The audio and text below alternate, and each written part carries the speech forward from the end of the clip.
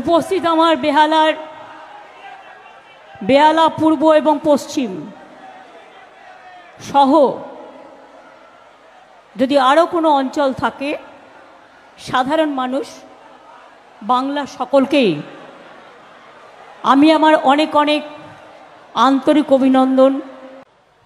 মা কালীকে প্রণাম। কবে আবার মা কালীর নাম শুনলো? আজ পর্যন্ত এত কয়েক বছরে ইলেকশন ছাড়া তো আসে না, বিপদে আপদে ছেড়ে দিন।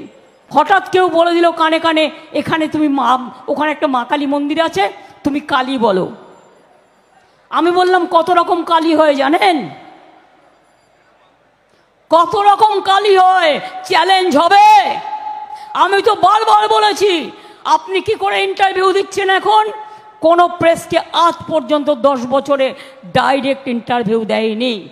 নিজে কোয়েশ্চেন লিখে দেয়, নিজে উত্তর লিখে দেয়, আর ছবিটা পাশে বসিয়ে দেয়। এটা চলছে আজকে। যাও বলছে বিজেপি তাই করছে। একটা প্রধানমন্ত্রী ভুলে গেছে একটা চেয়ারের দাম আছে।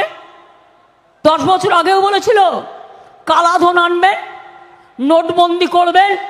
একটা কালোধন আনতে পেরেছেন না? নিজে সব মাফিয়াগুলোকে ওয়াশিং মেশিনে, ভাজপা ওয়াশিং মেশিনে ঢুকিয়ে কালোকে সাদা করেছেন, আর দেশটাকে কারাগারে পরিণত করে দিয়েছেন, দেশটাকে জেলখানা পরিণত করে দিয়েছেন।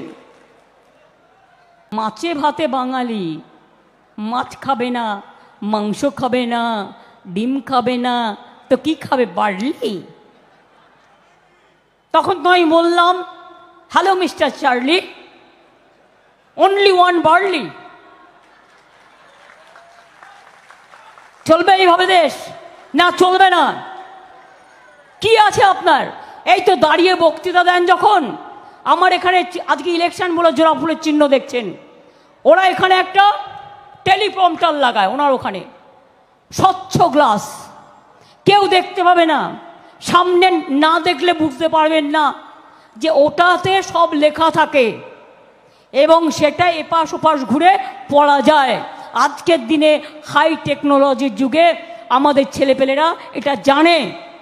আমি খায়েগা भी नहीं खाने दूंगा ना, কি সব আগে বলেছিল। আর এখন জিজ্ঞেস করুন, সব खा लिया, देश भी बेच दिया। बोले खाते खाते इतना खाया कि अब देश को भी बेच दिया, कॉन्स्टिट्यूशन को भी बेच दिया, इंसान को भी बेच दिया, ज्योग्राफी को भी बेच दिया, बैंक को भी बेच दिया, रेल को भी बेच दिया, सेल को भी बेच दिया, गेल को भी बेच दिया, सबको बेच दिया है। इसी के लिए हम लोग की क्या चाहते हैं? আমরা কি চাই? মোদি যাক, শান্তি থাক। মোদি যাক, দেশ থাক। মোদি যাক, সংবিধান থাক। মোদি যাক, ছাত্র যৌবনে এগিয়ে যাক।